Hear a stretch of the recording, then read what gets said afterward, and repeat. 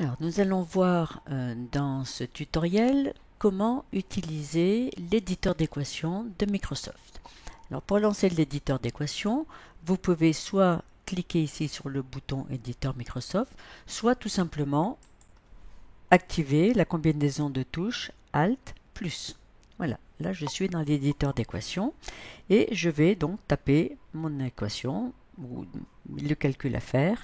Donc nous allons commencer par des fractions. 5 demi, donc je tape 5 divisé par 2 plus 4 tiers égale. Et vous voyez que automatiquement l'éditeur d'équations me met en forme mes équations. Ici, donc, mon équation est en mode inline. Voilà, je la bascule en mode affichage. Elle est beaucoup plus... les caractères sont beaucoup plus gros. Ils sont adaptés. Ici, j'ai de l'Arial 20 puisque je suis dans le style Studies. Et ici, vous voyez que la taille est la même.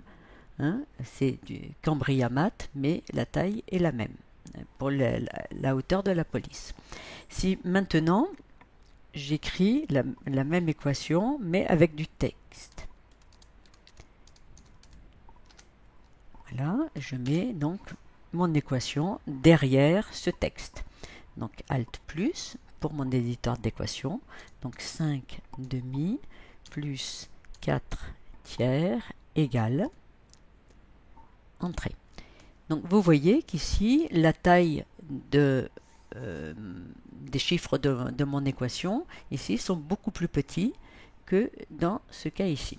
Tout simplement parce que l'éditeur a adapté la taille des caractères de façon à ce que les fractions tiennent sur la hauteur de la ligne. Donc ici, c'est ce que j'avais fait ici. Si je mets cette équation en ligne, comme s'il y avait du texte derrière, eh bien, vous voyez que la taille des caractères sont diminuées. Alors, si vous voulez écrire ceci réellement derrière du texte et que vous voulez grossir la taille des caractères, eh bien, vous devez les grossir, disons, à la main. Voilà. Donc là, je modifie à la main la taille de mes caractères. Alors voyons maintenant comment écrire des fractions avec plus de 1 caractère au numérateur ou au dénominateur. Donc je peux le faire tout simplement. Donc je lance mon éditeur d'équations, Alt plus, et je vais mettre entre parenthèses les éléments de mon équation qui doivent être au numérateur et je mettrai entre parenthèses les éléments de mon équation qui doivent être au dénominateur. Alors je vais écrire 1 plus n plus 2 au numérateur divisé par n-5, moins 5 par exemple, au dénominateur égal. Voilà. Donc mon équation est automatiquement mise en forme par l'éditeur. Alors, voyons maintenant comment écrire des indices et des puissances dans l'éditeur d'équations. Alors je relance mon éditeur, Alt plus, et donc je vais me mettre en mode affichage, voilà. Alors mode affichage, je suis centré et mon équation est seule sur la ligne dans le document. Donc je vais écrire A indice 0 x plus A indice 1 x au carré, etc. Donc A, l'indice c'est le souligné qui est sous la touche 8 du clavier alphanumérique. Donc souligné 0, je tape espace x plus A indice 1 espace x. Alors la puissance c'est l'accent circonflexe. J'écris accent circonflexe 2, voilà, plus A indice 2, espace, hein, pour l'espace indique à l'éditeur d'équation que j'ai fini de taper mon indice. X puissance 3 plus des petits points A indice n plus 1. Donc je mets indice et puis je mets entre parenthèses n plus 1 espace pour dire que mon indice est terminé. X. Alors maintenant je vais écrire puissance n plus 1. Alors, puissance c'est donc accent circonflexe. J'ouvre une parenthèse et j'écris n plus 1. Je referme ma parenthèse et j'écris par exemple égal. Voilà. Donc comment écrire des indices et des puissances. Et comme pour les fractions, lorsque vous devez mettre en indice plus qu'un caractère, eh bien vous mettez entre parenthèses tout ce qui doit être en indice. De la même façon pour les puissances. Alors, Studies possède un mini-éditeur qui peut être utile, hein, en particulier pour les plus jeunes enfants, qui va permettre ici, par exemple, vous voyez, de rentrer directement une équation. Alors, je vais mettre ici ma petite image pour que vous compreniez bien comment cela fonctionne. Voilà. Donc, je vais utiliser mon mini-éditeur d'équations pour écrire des fractions.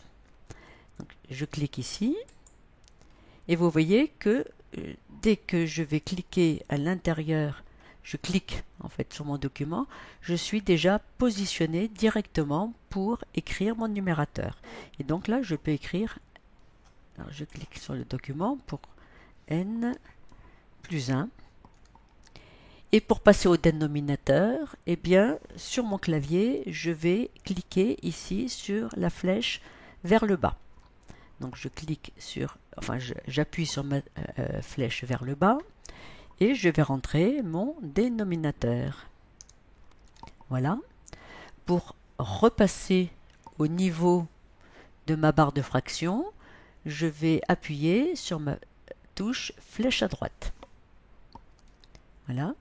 Égal, ou bien plus, n'importe, plus, je vais écrire derrière une deuxième fraction, je clique ici à l'intérieur de mon document, je suis prête à travailler sur ma nouvelle fraction, donc n-5, je passe au dénominateur en tapant sur cette touche vers le bas, 5 par exemple. Je veux remonter au niveau du trait de fraction, j'appuie sur ma touche à droite, égal, etc. Donc voilà hein, l'outil ici, fraction de mon mini-éditeur. Donc vous voyez qu'à chaque fois, je suis, dès que je reviens sur mon document, je suis positionné pour rentrer le numérateur, puis le dénominateur, etc. Alors voyons maintenant comment utiliser ici les autres outils. Alors les autres outils fonctionnent à peu près de la même façon. Alors, soit je vais taper l'angle ABC. J'écris ABC, je les sélectionne et ensuite je clique ici sur mon bouton angle. Voilà. Hein. Et puis ensuite donc flèche à droite pour être sûr de bien être sorti de l'angle. Hein. Et puis j'écris plus. Alors là, je ne suis plus du tout. Je suis plus dans l'éditeur d'équation. Voilà. Hein. Plus, etc. Bon, maintenant, vous pouvez, donc de la même façon, je vais supprimer ça, cliquer ici directement sur le bouton. J'écris, alors je reviens sur mon document, donc je clique à l'intérieur de mon document et je suis prête à rentrer mon angle ABC. Pour sortir, toujours la même chose, pour sortir de dessous le chapeau, hein, si j'écris E par exemple, je suis toujours sur le chapeau, sous le chapeau donc. Pour sortir de mon chapeau, je vais cliquer ici, je vais taper plutôt sur ma touche flèche à droite. Flèche droite et je peux rajouter ici, donc, je sais pas, EDF. J'appuie sur ma touche flèche à gauche, plus, etc. Vous avez donc le même principe ici pour les mesures algébriques. Mesure algébrique AB. Pour sortir de dessous le trait, j'appuie sur ma touche flèche à droite, plus mesure algébrique CD.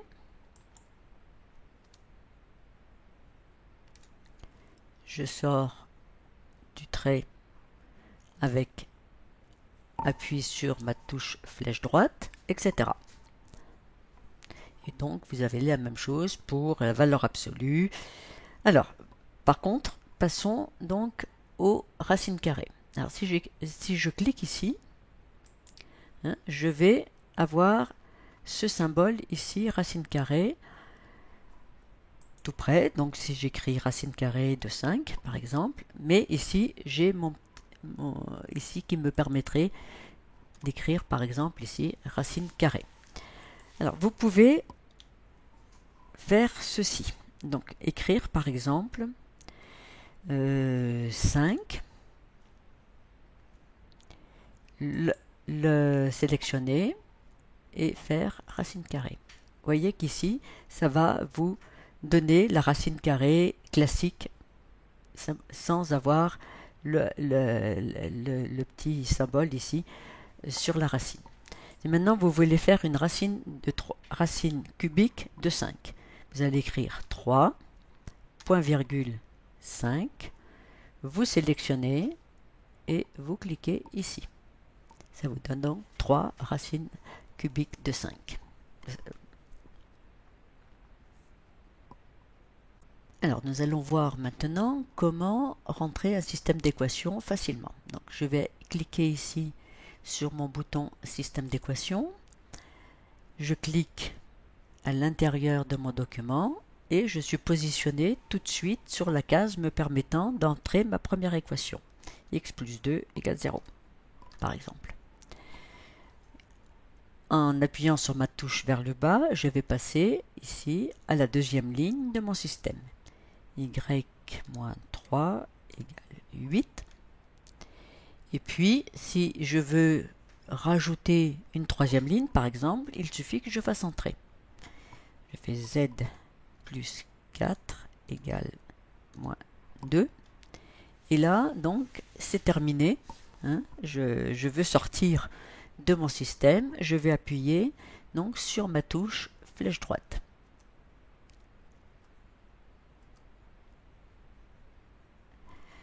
Flèche droite, en fait c'était, voilà, et j'ai de nouveau appuyé sur ma touche vers le bas. Donc là je suis sorti de mon système, je peux le mettre en basculer vers affichage, c'est-à-dire à centrer mon système sur le milieu de mon document. Voilà donc pour les systèmes d'équations. Maintenant je peux également écrire une fraction sur une autre fraction, ce qui n'est pas simple à faire directement à la main. Et puis je peux demander à ce que mes fractions soient coloriées, donc celle du dessus sera coloriée en bleu et celle du dessous sera coloriée en vert, de façon à bien voir la différence entre les deux. Donc je vais écrire ma première fraction ici. Donc, je clique, donc une fois que j'ai cliqué ici, je clique à l'intérieur de mon document pour être positionné sur le numérateur de la première fraction. Et donc, je vais rentrer, par exemple, 5. Je passe au dénominateur en cliquant ici sur ma touche vers le bas, n plus 1 par exemple. Voilà. Je vais cliquer sur la touche vers le bas pour passer au numérateur de la deuxième fraction. Ici. N plus 3. Et je passe ici, par exemple 8. Je passe au niveau supérieur avec ma touche flèche droite. Voilà. Niveau supérieur avec ma touche flèche droite et je vais écrire égal. Une deuxième série de fractions.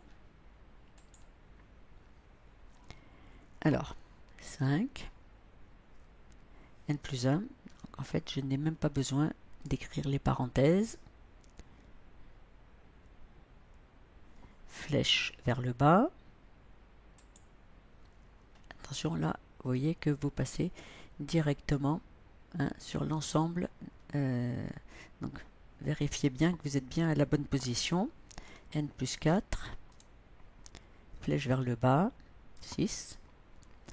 Flèche à droite. Je remonte au niveau de mon premier trait de fraction, au niveau de mon deuxième trait de fraction. Et puis, par exemple, entrer pour sortir de ce système ici.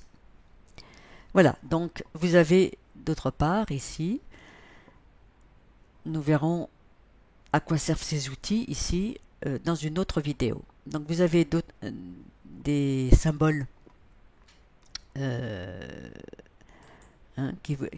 mathématiques qui vous permettront dans un document, même en dehors de l'éditeur d'équations, d'obtenir ces différents symboles particuliers. Donc je pense avoir à peu près tout montré, ce qui concernait l'éditeur d'équations et le mini-éditeur.